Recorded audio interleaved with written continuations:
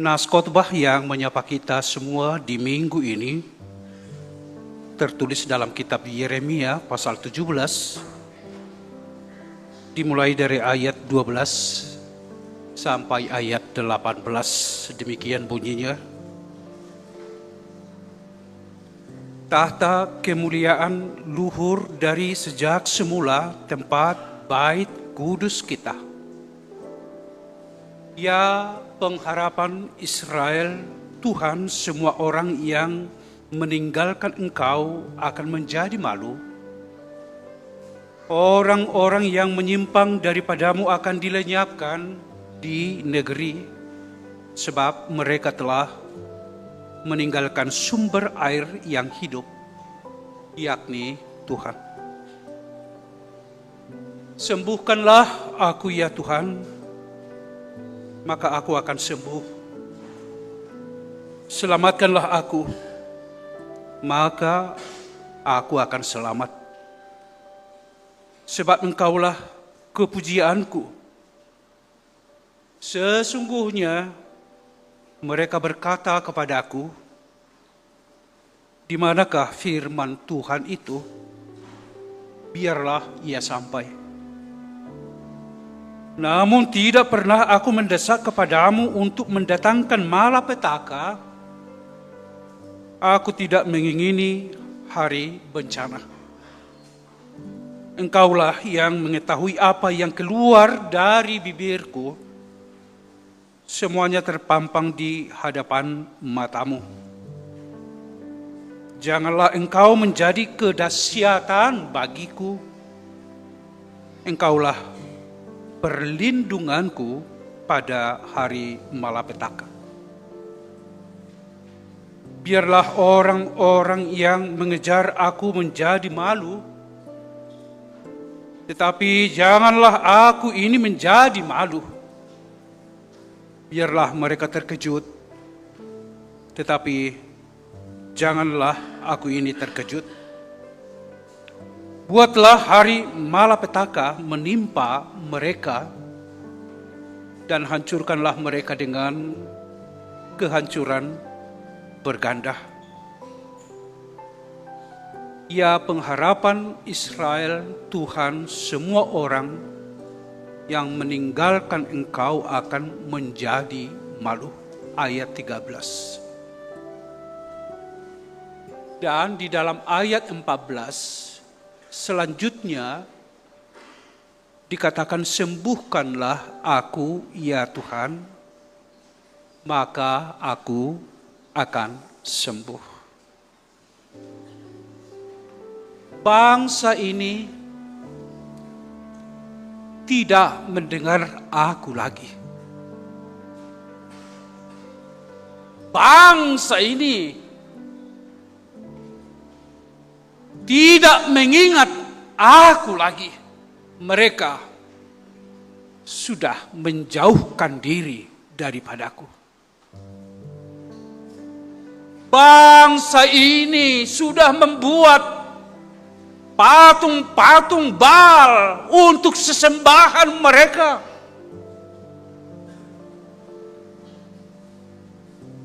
Bangsa ini sudah hanya mengandalkan kekuatan mereka sendiri. Bangsa ini sudah memberontak terhadap aku. Oleh karena itu, aku akan menghukum mereka. Oleh karena itu, aku akan membinasakan mereka, karena mereka sudah jauh daripadaku. Saya akan menegakkan keadilan bagi umatku ini. Mereka akan binasa dan hancur karena mereka sudah jauh daripadaku. Terkutuklah orang yang mengandalkan manusia, yang mengandalkan kekuatannya sendiri, dan yang hatinya menjauh daripada Tuhan. Itu di ayat 5 pasal ini. Ada kutukan kepada mereka yang hanya mengandalkan kekuatannya, mengandalkan dirinya, dan hatinya menjauh dari Tuhan. Tetapi sebaliknya, di dalam ayat 7 saudara-saudaraku dikatakan, diberkatilah orang yang mengandalkan Tuhan, yang menaruh harapannya kepada Tuhan. Mereka akan diberkati oleh Tuhan, orang yang menaruh harapannya kepada Tuhan. Di tengah-tengah keadaan bangsa ini yang akan dibinasakan oleh Tuhan, dihukum oleh Tuhan, sang nabi tampil berdoa kepada Tuhan. Nabi Yeremia datang bermohon kepada Tuhan.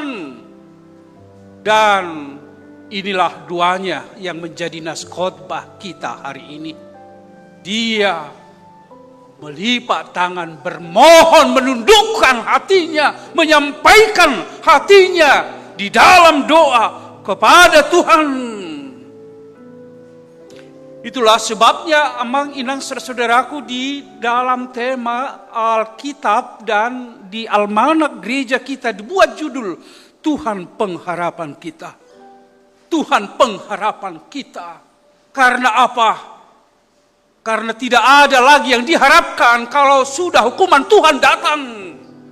Karena tidak ada lagi yang perlu diharapkan kalau Tuhan sudah murka. Dan tidak ada yang diharapkan kalau Tuhan mau menghancurkan bangsa ini.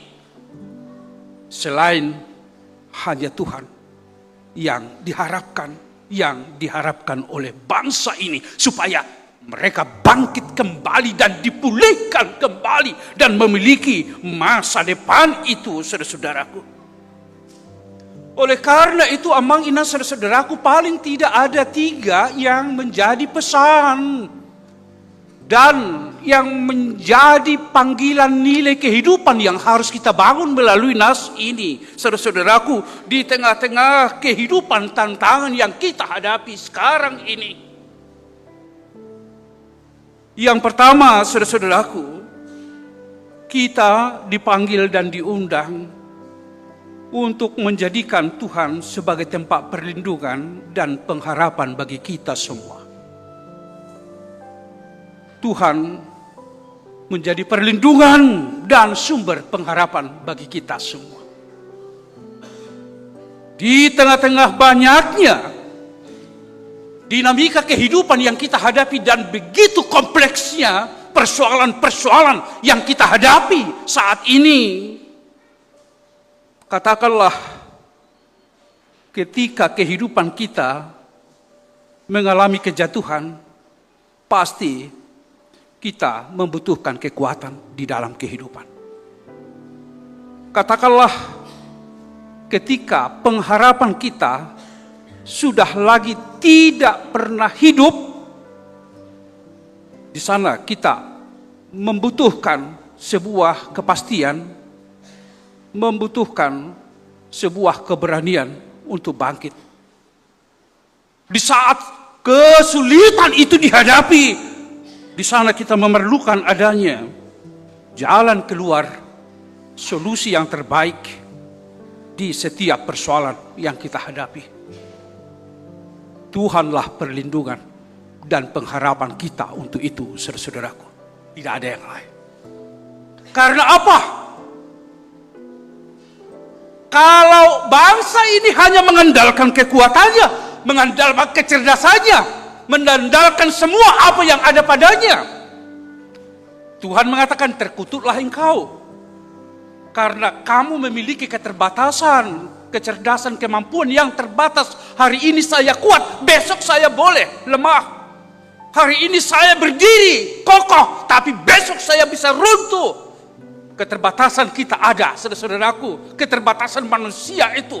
Sehingga pengenalan akan keterbatasan inilah, saudara-saudaraku, mendesak kita untuk membangun satu perlindungan dan membangun satu pengharapan. Pengharapan satu-satunya adalah Tuhan. Kesanalah kita. Karena orang yang berharap kepada Tuhan, saudara-saudaraku, akan diberkati.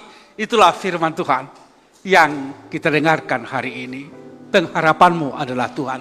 Perlindungan kita adalah Tuhan di setiap dinamika, persoalan, kesulitan dan tantangan yang kita hadapi pada masa-masa kini, saudara-saudaraku. Tetapi yang kedua, saudara-saudaraku, firman Tuhan ini mengajak kita semua dan membangun satu nilai kehidupan spiritualitas. Apa itu, saudaraku? Untuk yakin dan percaya bahwa Tuhan adalah penyembuh dan penyelamat kita. Penyembuh dan penyelamat kita. Kenapa dikatakan penyembuh? Karena bangsa Israel yang ada di dalam sebuah kesesakan itu dan pemberontakan itu digambarkan sebagai orang yang sakit. Orang yang sakit. Ketika mereka jauh dari Allah, mereka adalah orang yang sakit. Ketika hatinya tidak lagi mampu menerima kehadiran Allah di dalam kehidupan, mereka dikatakan adalah orang yang sakit. Ketika mereka mengeraskan hatinya, mereka adalah orang yang sakit. Itu digambarkan oleh Yeremia. Sehingga bagi orang yang sakit tidak ada yang diharapkan adalah kesembuhan. Pada hati yang keras, yang mengeraskan hatinya, yang dibutuhkan adalah kesembuhan, jamahan dari Tuhan. Sehingga hatinya, hidupnya berubah, mendapatkan kesembuhan itu sendiri. Ketika keterpurukan itu sebagai tanda sakit di dalam kehidupan, yang tidak lagi mampu mendengarkan suara Tuhan di dalam kehidupan, mereka adalah orang sakit. Yang mereka butuhkan adalah penyembuhan dari Tuhan, jamahan dari Tuhan, lawatan dari Tuhan. Lawatan, jamahan dari Tuhan menjadi obat yang paling mahal yang tidak bisa dibeli oleh apapun. Sehingga itu akan menjadi kerinduan kita bersama. Jamahlah aku ya Tuhan, sembuhkanlah aku ya Tuhan. Barangkali kita tidak sembuh karena tidak mengalami sakit penyakit, saudara-saudaraku, secara fisik. Kita sepertinya sehat secara fisik. Tetapi dalam kehidupan rohani, saya tidak tahu apakah kita sehat atau tidak. Kitalah yang menjawab semuanya. Kalau Yeremia menggambarkan orang yang mengeraskan hatinya, orang yang tidak mampu lagi mendengarkan suara Tuhan di dalam hidupnya. Orang yang hanya mengandalkan kecakapan dan semuanya. Itu disimbolkan sebagai orang yang sakit. Apakah saya ada di dalamnya? Kalau demikian halnya saya juga membutuhkan jamahan Tuhan. Membutuhkan lawatan Tuhan. Karena saya mau sembuh dari kehidupan ini. Dan itu hanya ada dan berasal di dalam kekuatan dan kekuasaan Tuhan yang dilihat oleh Yeremia, bahwa Tuhan akan berkuasa menyembuhkan itu semua dan menyelamatkan kita semua, saudara-saudaraku. Apa yang ketiga, saudara-saudaraku, yang menjadi pesan firman Tuhan ini? Diberikan sebuah kemampuan untuk berani. Berani mengatakan iya, berani mengatakan tidak. Ya dan tidak. Memang ini tidak mudah. Jadi tadok majolok kamang, kita lebih berani memberikan nasihat kepada orang yang tidak kita kenal. Tetapi kalau memberikan nasihat kepada orang yang kita kenal, apalagi sahabat, mudah enggak? Susah.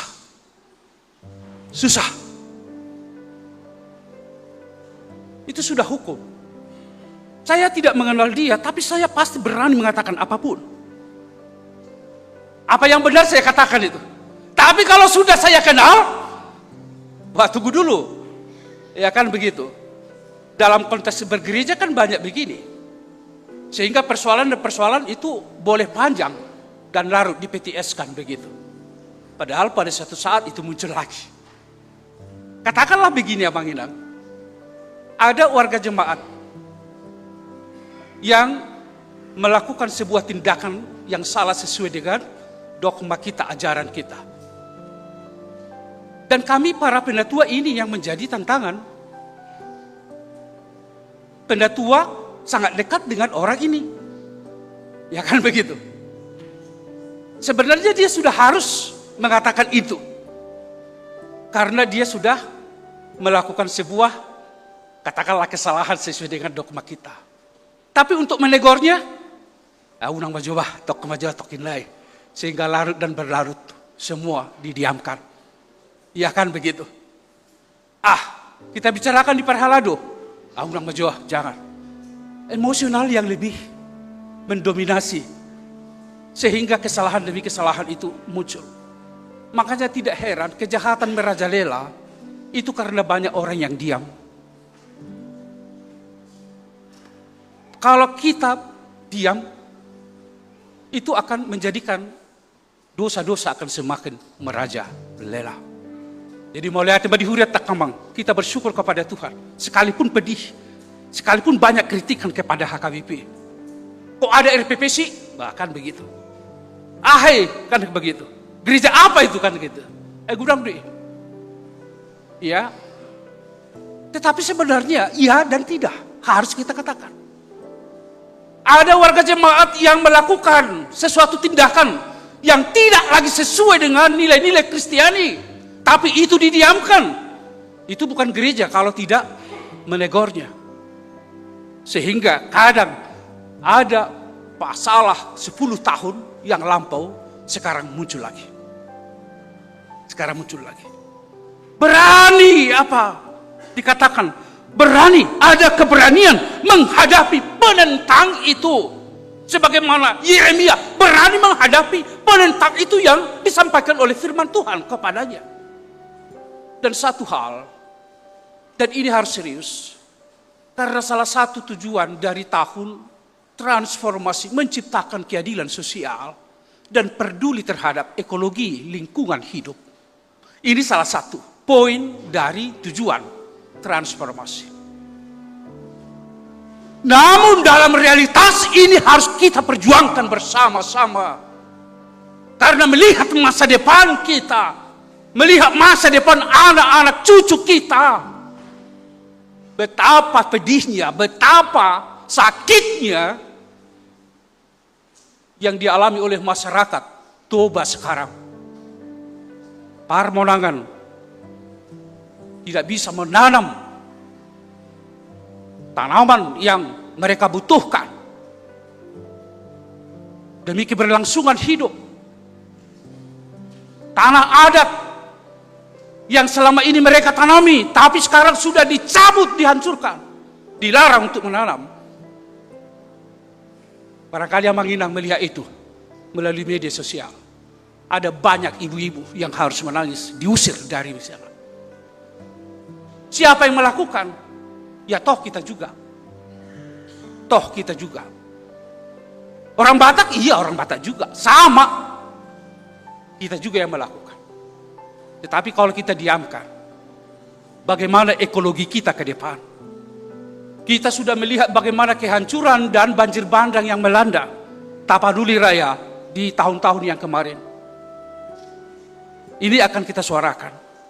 Jadi amang inang keluarga kita atau orang tua kita yang di sana, janganlah dijuali pohon-pohon itu. Pohon-pohon yang sudah tumbuh jangan dijual karena sedikit harga mahal. Tetapi masa depan, dan ini yang kita alami sekarang. Jalan masuk untuk daerah itu jalannya di portal, nggak bisa masuk lagi. Apaan ini? Ya kan begitu. Jadi biarlah kita semua mendoakan. Yang dari Toba ada banyak kita, jemaat kita. Banyak. Kita tidak bahas persoalan politiknya itu, tidak. Tetapi ekologi harus kita jaga. Keadilan sosial itu harus kita pelihara. Ya dan tidak, saudara-saudaraku. HKI saja sudah bersuara. Dibutuhkan kita yang bersuara. Dibutuhkan kita yang bersuara untuk ini. Supaya masa depan anak cucu kita, bukan hanya saya pada masa kini, tetapi ada generasi, alih generasi, anak cucu saya, masa depannya di kampung saya.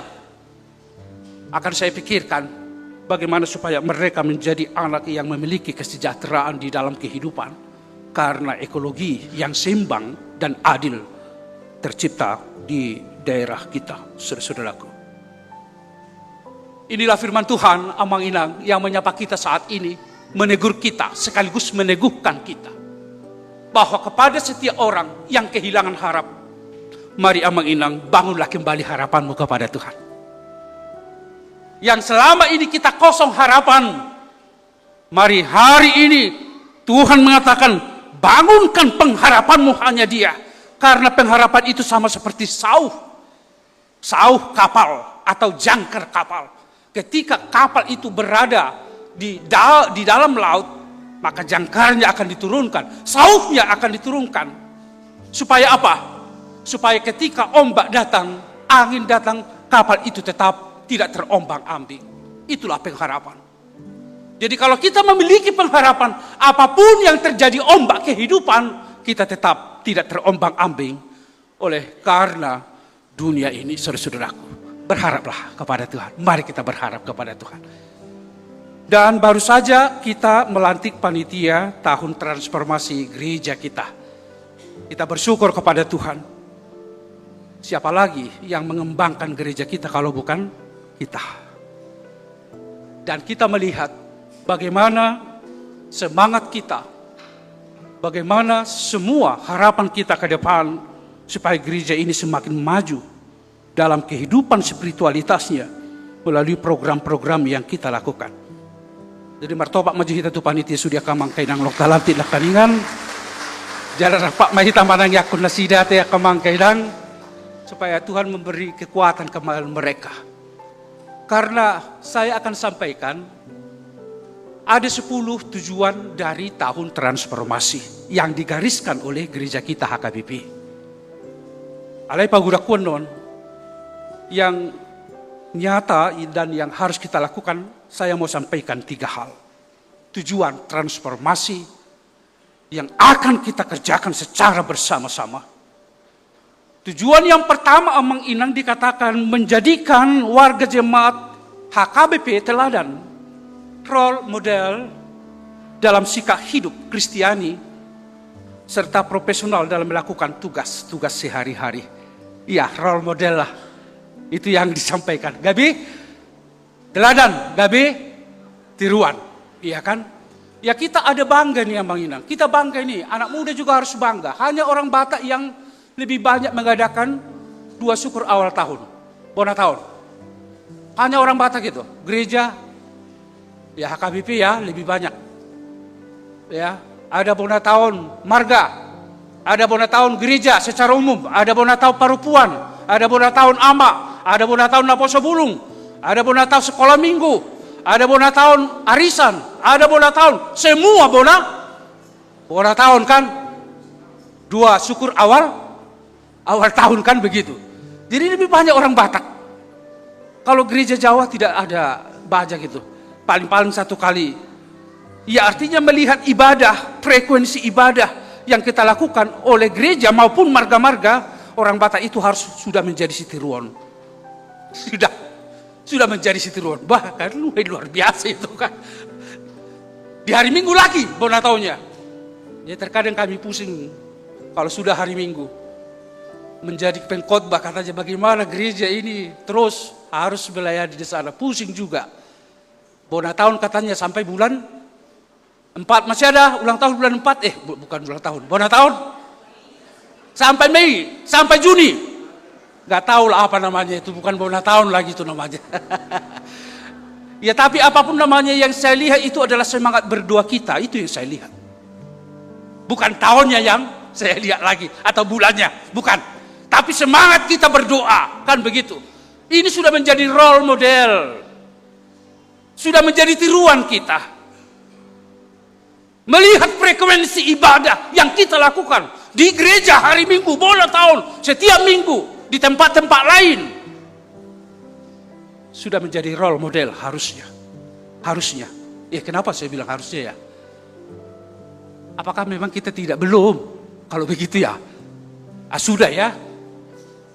Orang Batak sudah harus menjadi tiruan di dalam perilaku, karakter, komunikasi, pakatayon. Karena terlalu banyak ibadah. Angkoholan ibadah sabingko mamuji di Batak. Maret dia selesai, masih belum lebih. Kita ceklah bona tahun kita itu, 2 syukur kita itu. Kalau hanya memuaskan keinginan kita sendiri, kita bertopengkan pertanyaan bona tahun, ya kita evaluasilah.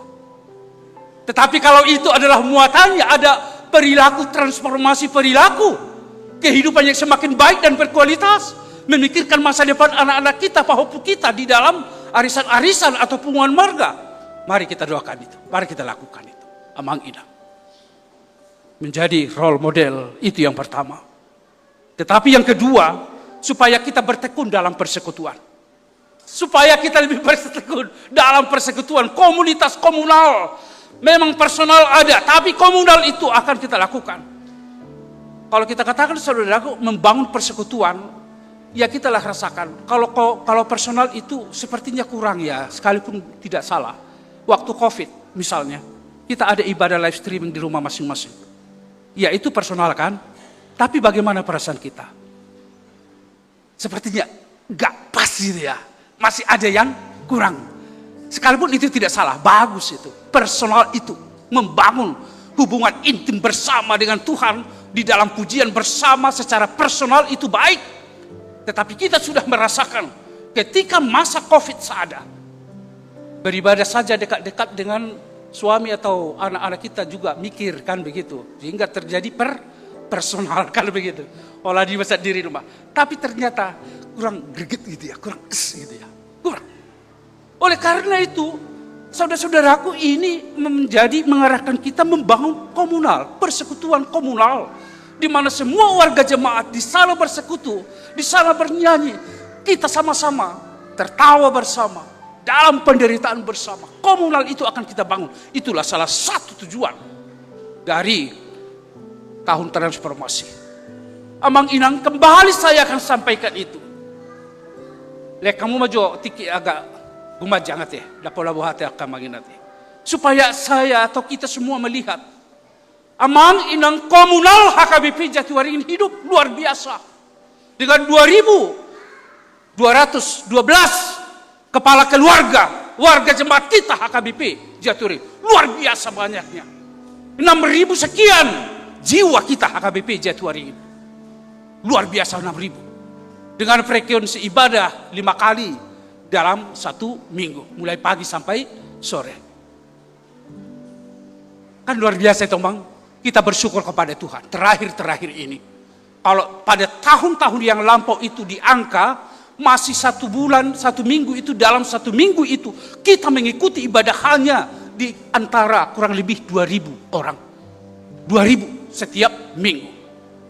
Namun pada terakhir ini kita bersyukur semakin banyak. Bisa sampai 2.500 sampai 3.000. Las dorhata kamangkainan, las dorhata siate. 2.500 sampai 3.000 itu sudah ada. Jemaat kita bersekutu di gereja ini. Membangun komunitas pujian kita kepada Tuhan. Kita bersyukur itu. Kalau itu masih sampai bulan Februari. Bulan Maret pasti di angka 3.000 sampai 4.000. Amin. Amin. Amin. Dari anak-anak sudah menyampaikan itu, pasti saya semakin yakin. Kalau sudah anak-anak menjawab, saya yakin itu. Anggo hamurak kamang ka inang mangalusi. Amininda. Masih ragu aku, masih ragu. Tapi kalau sudah anak-anak yang mengatakan ya, saya sudah percaya ini. Itulah, doakanlah panitia kita ini supaya bisa bersama-sama dengan kita melakukan itu. Supaya pujian kita semakin luar biasa.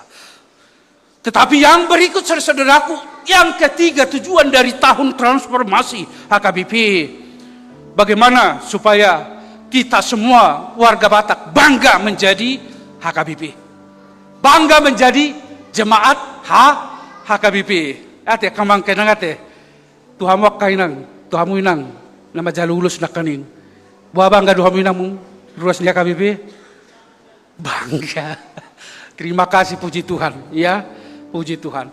Jadi gabi indikator dihamin waing kepastian molarok suara dia kaya nak kotomadok olo alaya dong usai suara dia kalian sia madok olo ido anggone tonga-tongai toy ma terus di pesona di alai mulo dungan na duon unsur na duon, kita sudah yakin itu bangga menjadi jemaat HKBP. Dan nggak ala diulusikan dan ala diulusi gabi bangga tidak.